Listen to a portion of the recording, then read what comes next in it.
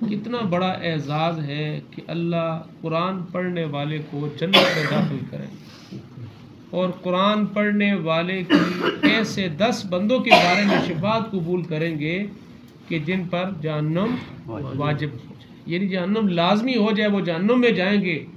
एक कुरान पढ़ने वाले की शिफात पे उसको जहन्नम से इन लोगों को बरी किया जाए और क़यामत के दिन एक ताज सजाया जाएगा। दूसरी हदीस में आता है एक ताज सजाया जाएगा, इतना नूर से भरा हुआ होगा, फरमाया इस सूरज से भी तेज उसकी शुआ हो। किस सूरज के साथ? हमें 55 करोड़ किलोमीटर से दूर सूरज नजर आ रहा है, 55 करोड़ किलोमीटर दूर है। इस सूरज को वहां से उठाओ और नीचे ज़मीन पे ले आओ, और सिर्फ ज़मीन पे नहीं, एक छोटे से घर में ले आओ तो कितनी रोशनी होगी। ये हदीस में आता है कि अगर इस सूरज को ज़मीन पे ले आओ तो जितनी रोशनी बढ़ेगी, ज़मीन से फिर एक घर में ले आओ उससे ज़्यादा रोशनी होगी उस ताज की जो अल्लाह वालिदैन के सर पे सजाएगा। तो फरमाया हदीस में कि खुद जिसने कुरान पढ़ा है उसका कितना इनाम। अल्लाह हमें इसकी कदर करने की तौफीक अता फरमाए, इस कुरान की कदर कर ले। आज वक्त है, आज मोहलत है। हम दुनिया की तालीम भी दिलवाएं, लेकिन मेरे अजीज़ों इतना करें कि कल हम सर उठाने के काबिल हों। हमने अगर दुनियावी लिहाज से अपना खुद पढ़ा या बच्चे को पढ़ाया, मेरे अजीज़ों इसकी गारंटी नहीं है कि तुम्हारे और मेरे काम आएगा। लेकिन ये बच्चा अगर जिंदा है तो फिर भी काम आएगा, मर गया तो फिर भी। इसीलिए कोशिश करें कुरान को अपने सीने में खुद उतारें, अपनी औलाद को कुरान की तालीम। कुरान में आता है ना कि ला तक़्तुलू औलादकुम, अपनी औलाद को कत्ल न करो। अब यहाँ पर उलमा फरमाते हैं कि औलाद का एक कत्ल ये भी है कि उनको दीनी तालीम न दिलवाना, ये भी एक रूहानी कत्ल है कि हमने अगर उनकी तरबियत ठीक नहीं की, उन्हें सही तालीम नहीं दी, तो फिर कल ये फिर कैसे हमारे कब्र पे आके फातिहा पढ़ेंगे। उस दिन एक मौलवी साहब बयान कर रहे थे कि एक जनाजा पढ़ाने के लिए आलिम खड़े हुए, सारी सफ़े बन रही हैं और जिसका जनाजा है उसका बेटा साइड पे खड़ा हुआ है, छुप रहा है। अब सबका मुंह तो इमाम साहब की तरफ है, इमाम साहब की नज़र उधर पड़ी तो बुलाया किधर जा रहे हैं। तो फिर उसने आगे से कहा जी मैं कैसे जनाजा पढ़ूं, मुझे तो आता ही नहीं। तो मेरे अजीज़ों हम सारे इतना भी नीचे न जाए, ये इसी ज़माने की बात है, दूर की बात नहीं है।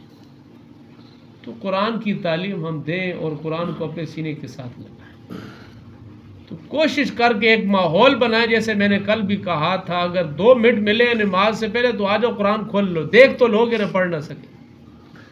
हम अपनी मस्जिद में ऐसा माहौल बनाएं कि जितना हम नमाज से पहले आ जाएं और हर बंदा हम में से कुरान खोल ले, 2 नफिल तहियतुल मस्जिद पढ़े और फिर उसके बाद हम में से हर बंदा कुरान को खोल ले। अगर पढ़ना नहीं आता देख तो सकते हैं ना, नज़र तो सबकी है ना, तो हम देखते जाएंगे। अगर पढ़ नहीं सकते खुदा पढ़ने वालों में हमारा शुमार करे। उस दिन हमने हदीस सुनी है कि ये ऐसी शिफात करने वाला है जिसकी शिफात को खुदा कबूल करेगा, और ऐसा झगड़ा करने वाला है जिसका झगड़ा तस्लीम किया जाएगा। और ये कुरान शिफात करेगा, या अल्लाह ये मुझे पढ़ने वाला था, ये मेरे साथ मोहब्बत करने वाला था। तो मेरे अजीज़ों जैसे खुदा की शान ऊंची है, खुदा से निकलने वाले कलाम की शान भी। ये फ़लाँ शायर का कलाम है, ये फ़लाँ शायर का कलाम है, वज़न आता नहीं आता है। तो जिसका कलाम है वो सबसे बड़ा रब है, सबका खालिक व मालिक है, तो उसकी शान कितनी ऊंची। जैसे अल्लाह की शान ऊंची है, अल्लाह की कलाम की शान भी ऊंची है।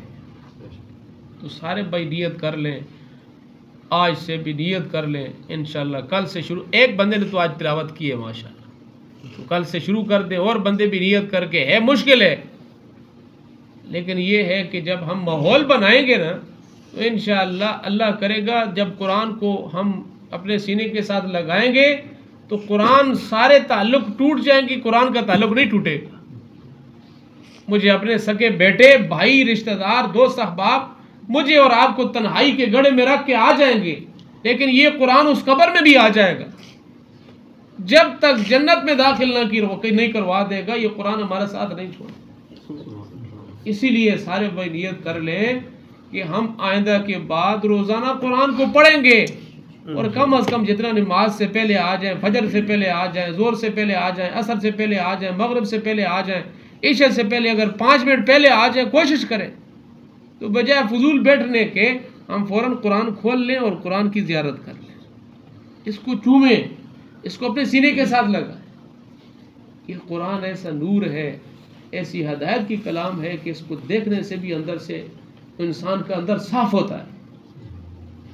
इंसान के अंदर गुनाह करने से स्याही छा जाती है, जब इंसान कुरान की तिलावत करता है अंदर की स्याही साफ होती है। हदीस में भी आता है जैसे लोहे को पानी लगने से जंग लग जाता है, पर मैं गुनाह करने से दिल को भी जंग लग जाता है। जब इंसान कुरान पढ़ता है तो कुरान के ज़रिए से दिल की सफाई हो जाती है, और लोहे का जंग तो उतरेगा रेगमार मारने से, मिट्टी का तेल लगाने से, लेकिन मेरे और आपके दिलों का जंग न सरफ से उतरेगा, न साबन से उतरेगा, न रेगमार से उतरेगा, दिलों का जंग कुरान पढ़ने से उतरेगा।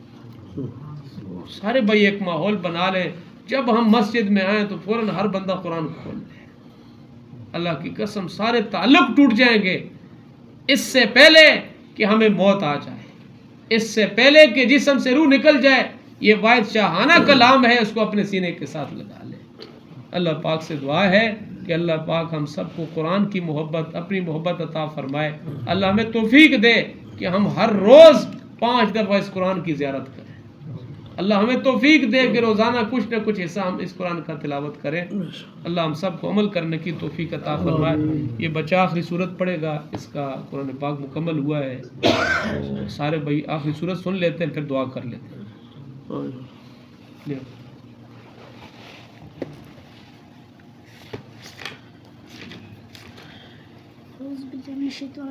बिस्मिल्लाहिर्रहमानिर्रहीम।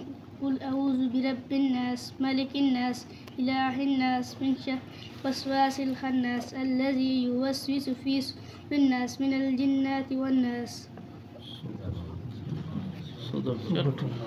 अल्लाहुम्मा लकल हम्दु कमा अंता अहलुहु।